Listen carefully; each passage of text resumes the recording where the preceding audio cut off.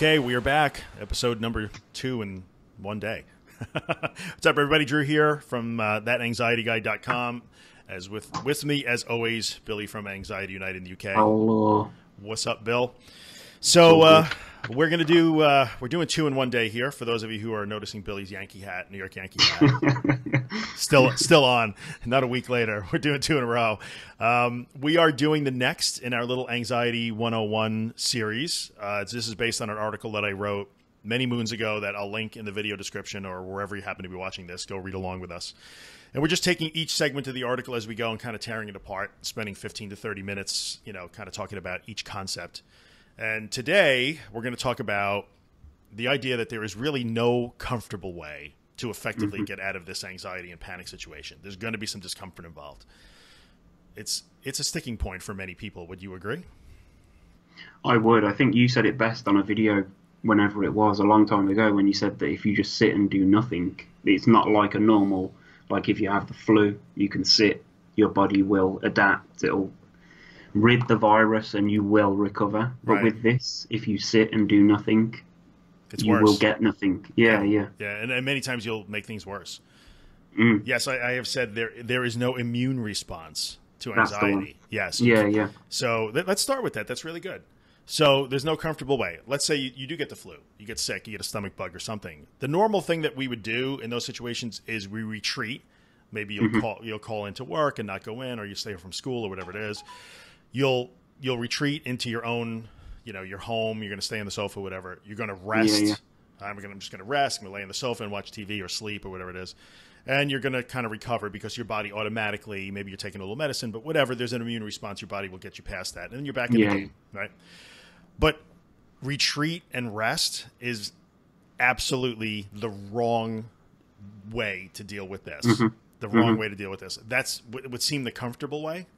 And I think that kind of segues us into this. That would seem the comfortable way.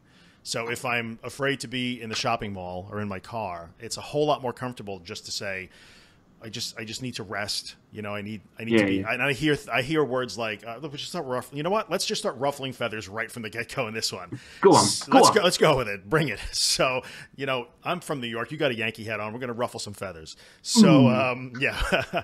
So I hear this all the time. I hear, be kind to yourself. Now that's not bad. That's not bad advice. We should always treat ourselves with respect, right?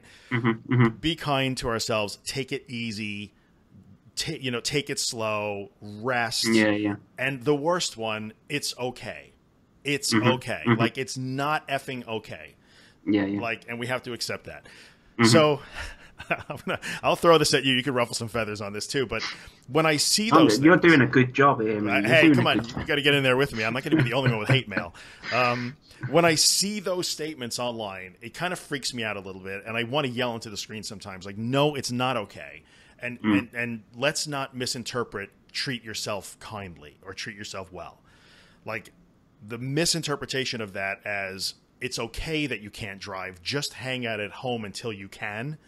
Yeah. It could not be more incorrect. And I think you'd probably agree that the reason why we fall into that trap is that just hang out at home until you're able to drive is the most comfortable thing to do. The longer that you leave it between attempting to do something, the more difficult it gets. 100%. If I've spent a week at home, maybe I've got a bit of extra work on. I work from home. So if I don't leave the house for a week, even if it's just to nip to the shop or whatever it is, the next time that I do, there's definitely anxiety. There's definitely more apprehension before I even leave the house. Yeah. It's not necessarily harder once I'm out, but it's that building up that courage again. You feel like you've got to just start generating the courage that you had to display that first time that you ever did it. Whereas at the moment, I'm going out of the house every day at the moment, like numerous times to go and see my dad. And I'm not even thinking about like leaving the house. It's not even a question. It's just a case of I've now got to go. And I go and do it. I come back. And even if I feel like junk while I'm out, it's not going to stop me from doing it. It's just like I'm in the routine, I guess. It's building positive memories, isn't it? Right, it is. And so there are times when you are out dealing, with your dad's situation. And now it's becoming easier and easier to get out the door, obviously. It's just it's a normal thing for you to do now. Yeah. Even when you're out, at times you may feel uncomfortable, right? Like you said, you feel like crap when you're out. And the natural, let me look at what I wrote here. You know what? it's human instinct. We are creatures of comfort and safety. So we Yeah. always want to go to a place of comfort and safety and a lower energy level. And we're trying to find that tranquility all the time. Some may argue that there are people among us, I might be one of them, that thrive on chaos a little bit, like I do well in that situation. But generally speaking, we're gonna seek quiet and comfort and safety. So it's normal to do that. But in this situation, like Billy just illustrated, the longer you seek the comfortable route, the harder it becomes to actually get on a real route that will lead to some progress. And let's talk about some of the ways that we know people try and find comfortable ways to do it. You know, we're talking a little bit before we went on the air here. You know, and I wrote, don't waste your time or money on books, CDs, DVDs, or websites that claim to have a cure for panic attacks, unless you're willing to face your fear head on as part of the process.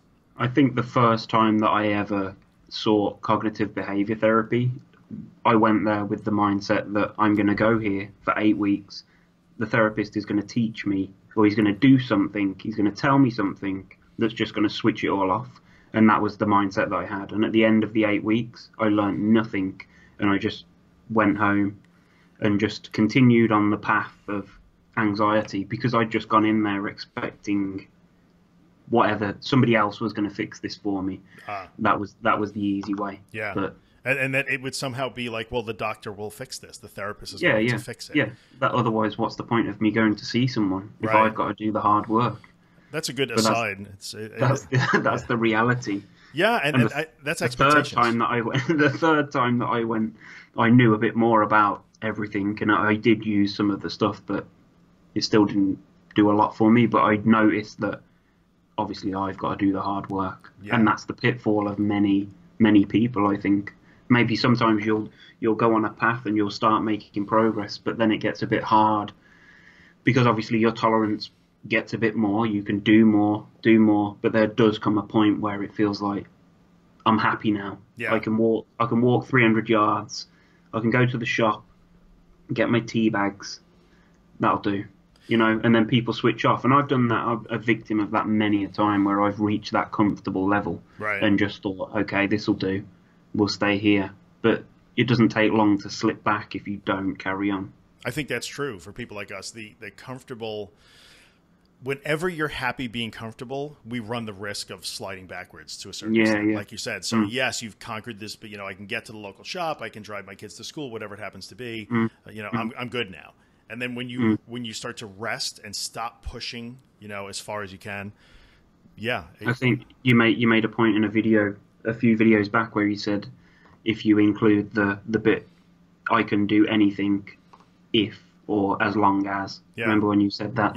So if you're still using that at the end, then you're not any further forward than you were initially, really. Okay. The fear is still there. That's true. I can do anything as long as I have so-and-so in the car with me, or exactly. I have my mints or my pills, whatever it is. That's true. You may as well just not do anything if you ain't going to do everything. So I think the key concept that we're just going to hammer this again and again and again is like, me ruffling feathers. Yeah, it's okay. I don't. I'm not somebody that does everything. So I'm beating myself with the same stick. But in the end, like, I can do anything so long as, like, I'm fine long as, you know, I hear this all the time. You know, like women will say, like, I'm fine as long as I have my boyfriend or my husband with me, or men too, as long as I have my wife with me, or whoever, you know. The reason why you want that person, or whatever the safety device is, mints, water, coloring book, your phone, whatever it happens to be, that's your crutch, it makes you feel comfortable. Like, that's safety. Like, well, my phone will save me. I can call somebody. And you're trying to find a way to get away from being uncomfortable. And in the end, so the same thing with your first experience with cognitive behavior therapy. If you go in and say, okay, here's the deal. This is going to be hard work, and I am going to be freaking uncomfortable a lot while I do this. You know, the outcome is usually way better, because when I hear people say that therapy doesn't work, that doesn't work. It doesn't work for me. Well, it usually doesn't work because of the expectation of comfort and safety. Like, well, this will be easy, and I won't have to do any hard work. So if you're really serious about moving forward in this, the first things that you're going to have to deal with is the idea that I'm going to be afraid and uncomfortable on purpose. And I'm going to work hard. This is an active process that requires hard work, persistence and tenacity every single day, and the willingness to intentionally make yourself uncomfortable. And go on. No, and you know what? And if you can't fully embrace that right now, I truly think that progress can be made, but it's a tenuous progress. It's one that can disintegrate on you quickly, because you're really not addressing the key thing, which is like, bring the fear, bring the discomfort. There's nothing behind it. It's completely toothless. There's no real basis for any of this fear. And I'm going to put myself right in the middle of it intentionally so that I learn that through experience. And if we're not willing to do that, we're just sort of tilting at windmills in a lot of ways. Yeah. So the second time I ever had cognitive behavior therapy, because I've had it 3 times via the NHS, and the second time I think we'd done like 3 sessions in the building, just sitting talking. Yeah. And then the next time that I went, I had a new therapist just for 1 session, and she took me out of the building, and it was in like the town, and she wanted me to walk, so we did this walking, and I was freaking out, and it was horrible. And sure. But we walked like maybe 100 yards, and then we stopped, and she said, right, I want this to become your safe place now. So we were sort of making me the safe place. Yeah. And then we'd expand a bit further. And then I didn't go again because I freaked out so much. So that was me. You know, I wasn't willing to be uncomfortable. Right. You want to avoid it. Yeah, but the progress that I made on that 1 session, I did feel so much better. Yeah. And it made me think like, this is definitely the way. And then when it came around to next week, it was like, I ain't doing that again. And that's where the bravery and the courage comes in. You've got to be willing to take those hits, haven't you? You do have to be willing to take those hits. But I think you would probably agree that the hit becomes easier to take every single time you do it. It does. It's just believing in yourself. Right. Even though the decrease in discomfort might be small each time, but every single time you confront that thing. So pick something that makes you uncomfortable today. If you're watching us right now, pick one thing that makes you really uncomfortable. Yeah. I don't care if it's just opening the front door and standing on the front step of your house. If that's what makes you uncomfortable, then resign yourself today to actually do that, even just for 30 seconds. You know, and it will be easier the second time you do it. Get yourself together any way you can. I don't care. And then do it again an hour later. And then do it again and again and again until your neighbors think you are batshit crazy because you keep going out and standing on the front step. Who cares? But the point is, put yourself in an uncomfortable situation. Understand it's going to suck. You're going to be afraid. You're going to be uncomfortable. Expect all of those things to happen. Use your coping skills the best way you can. Ignore your symptoms. Let's tie all the previous episodes together. And as you go, every single time you do that, you will be less uncomfortable. But if you're not willing to start being uncomfortable and afraid, then you got a long road to go. And that, what I was saying before, I don't know if people are thinking that I was saying, if you can't do anything, or if you can't do everything, don't do anything. I didn't mean that. What I'm saying is, if you're still struggling to do something, then still work at doing whatever it is till you're completely free of it. So yes, the small steps are necessary. They are necessary. God. And you know what? And do them. But if there comes a point where, as I was saying, if you get to something, I can do this as long as, then we need to work on that as well. So let's keep going. Don't get to a point. That's what I'm saying. Don't get to your shop and think that you've won. Yes. Keep going. Keep going. And I would say that's true. You know, when you get to the shop and you haven't been able to get there for a year, you've won in that moment. And yes, give a fist pump and be proud of yourself and celebrate. But then 100%. Understand that it only matters if you go home and then come back again 2 hours later. Yeah. Or, go to the next shop from there. So no one victory in this war, no one battle that you wins the war.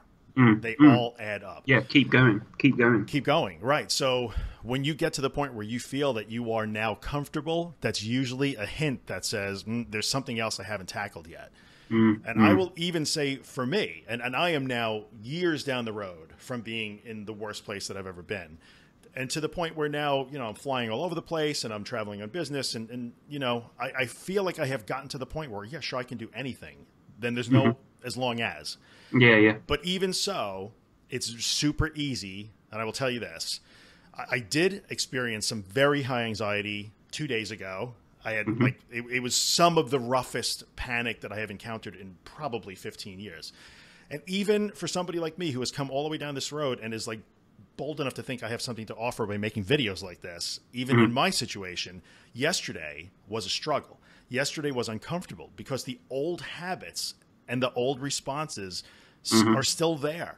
So yesterday, even for me, I not that I'm anything special, but people say all the time, well, you must be cured. But even for me, you all think that I'm cured and I'm like better. I intentionally had to be very uncomfortable most of yesterday to make sure that event did not represent a slide backwards for me. Yeah. So sadly, for people like us, it may almost never be over. But I will tell you this, I don't even think about it anymore. Yesterday was tough. I'm all good today. So there was no comfortable way.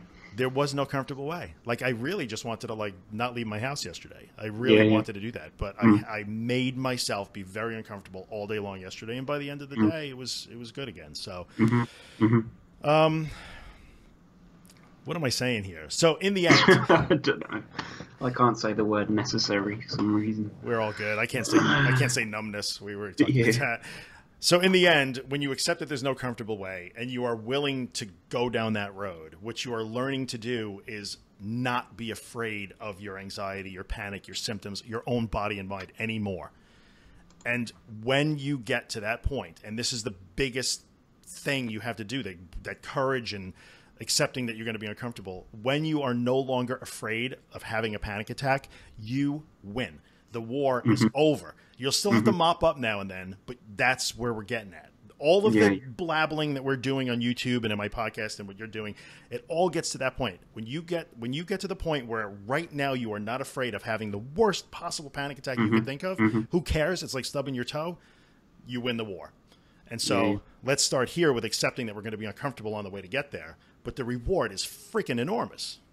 It's crazy because you don't really think of it like that when you're in the midst of it. Like you're worried about the symptoms, you're worried about going to the supermarket, you're worried about parents' evenings at school and stuff like that. But when it all boils down to it, that is exactly what it is. You're scared of having that panic attack, and that's the whole thing. That's what it all is about. The disorder is the modification of your lifestyle because you're afraid of how you might feel, or what you might think. And when you aren't afraid of how you're going to feel anymore, the annoying thing is it's not even how you will; it's how you might. And that's exactly right. So you have to get to the point where you say, well, you know what? I'm going to my daughter's dance recital today, and I may have like a massive panic attack while I'm sitting there, but I don't care. It isn't going to matter to me. If I do, I do. If I don't, I don't. I love this, right? I love feeling like this. Yes. So, in a way, and the first time that you fully embrace that and you do that, and you feel like a freaking superhero. So I know I feel like I'm all riled up on this topic, but it's a real thing. It's a real thing. I've been there. And a pox. I've been through it. And we were talking about this before we went live. A pox on anybody who's out there trying to take money from people to cure their panic in an easy way. And because it doesn't exist. In the end, you can't read a book and be okay. No. You can read a book and get a lot of good advice. Oh yeah, 100%. I've picked up things that I use. Yeah. Definitely. But nobody's going to fix it but you in the end. So if you're looking for help and you're going to spend your money on a website or a program or whatever, I actually wrote CDs and DVDs. How old is this article? But if you're gonna spend money on books, audiobooks, or programs or whatever, if they aren't giving you work to do, and it doesn't involve facing your fear, if that program doesn't make you a little uncomfortable just reading about it, then it's not a good program. It's not a good program. And save your money and spend it on days out when you're feeling better. That's exactly right. That's a really good idea. Save it for putting gas in your car so you can drive yourself around. And in the end, what I'd probably say, and I talk about her all the time on, at some point I'll finish my series with Holly on the Claire Week stuff. Yeah. Really and truly go get yourself anything that woman ever wrote or said, because she's just going to lay it out there. It's flat out like, you know what? Your legs are shaking, but they're perfectly good. Now get out there and walk. And in the end, that is what she's advocating. And anybody else that has come after her, me included, we're just rehashing her stuff. But anybody that gives you a magic bullet, hey, my panic magically went away in 2 days. Yes. Just run, save your money. Guaranteed, or your money back. Yeah. So this one isn't going to be a half-hour marathon. I guess it's 20 minutes of me ranting. So I appreciate you guys hanging in there with me on that. So I'm going to wrap this one up, I think, by the way I ended that paragraph, and I say this one all the time, and I try and live this way too, and I even put it in italics, like, go Drew. You have to be afraid before you can not be afraid. Yeah. And sorry, that's just the way it's going to have to be. I would agree with that. If you're going to do it, if it's going to work, that's it. Yeah. The only way. Yeah. And so that's the no comfortable way. You're going to have to you're going to have to buy into that to go further. And sorry, can't get you around it. This is it. But you know what? Or you can be comfortable-ish. Yes. I mean, yeah, because if you're honest, nobody's comfortable with sitting at home anyway. No, you know, either way. We still get these uncomfortable feelings and sensations, and so why not? Or do you want another good way to pick? I think and I never thought about this way before, but you can either choose to be really like extremely uncomfortable for 40 minutes, or you can just be generally uneasy and unhappy and uncomfortable for the rest of your life. Which one is it going to be? So exactly. You can sit in your house if you want, but you might get uncomfortable there anyway. You know, even the house, I've known people who have gotten to the point where it's just the sofa is the only safe place. Even the kitchen is panic inducing. So that can happen. But more than that, when you're sitting in your house and you didn't go to the supermarket and you can't pick up your kids from school and you can't go to work, how uncomfortable is that? So ask yourself that. It's a different kind of uncomfortable. So that's it. The only way to create positive memories is to create positive memories. Right, exactly. You can't just wish it. We have to get out and do the work. And to me, it's just my own personal feeling, and it's really worked for me. I would rather spend 3 months being afraid and uncomfortable and working hard and kicking my own ass and then having a great life than not doing that, avoiding that, and just 2 years down the road still saying like, oh my God, when is this ever going to get better? Well, it's not, because I chose to not do the work. So those of you who hate me and Billy now, or maybe just me, I don't know, I apologize. But I think it needs to be said. It's very rarely said. And you know what? I will say this also. If you're online and you're interacting with other people on Twitter or in forums or on websites, whatever it happens to be, take this philosophy of there's no comfortable way, understanding that you have to be afraid, you have to be willing to be uncomfortable, and how about like cheering each other on? So I started by ruffling feathers by saying it's not okay. So the next time somebody posts in your favorite forum that they skipped their daughter's dance recital or their son's Little League baseball game or whatever it is, and they're feeling horribly, do not respond with "it's okay." Like, I would strongly suggest responding with like, "Okay, what are we going to learn from this, and how can we fix it?"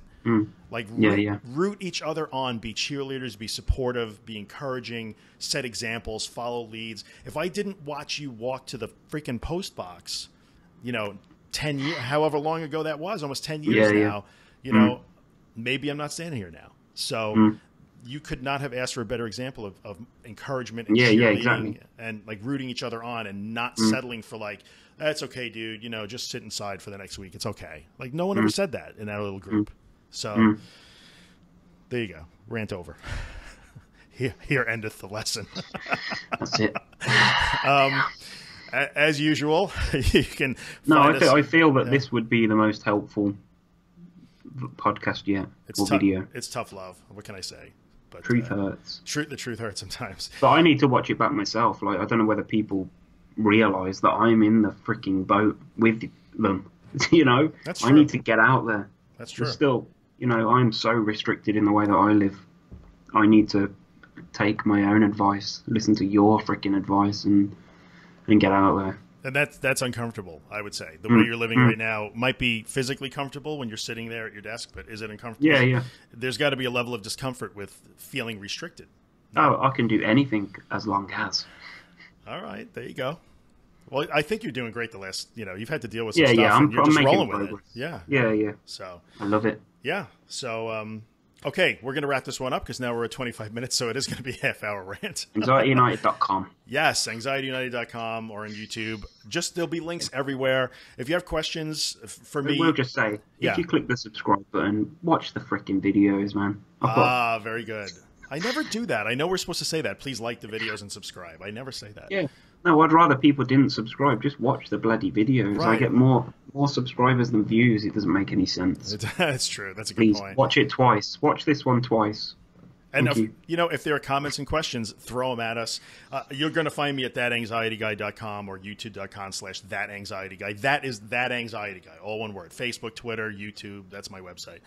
So if you have questions or comments, you know, bring them. We're getting great comments, and a lot of times I've been a little lax the last 2 weeks in getting back to them, but I try and answer all of them. I know Billy does too. And, I've been busy, but yeah, I do try. Yeah. So, and it'll help because I think in the end, I know we've said this a few times.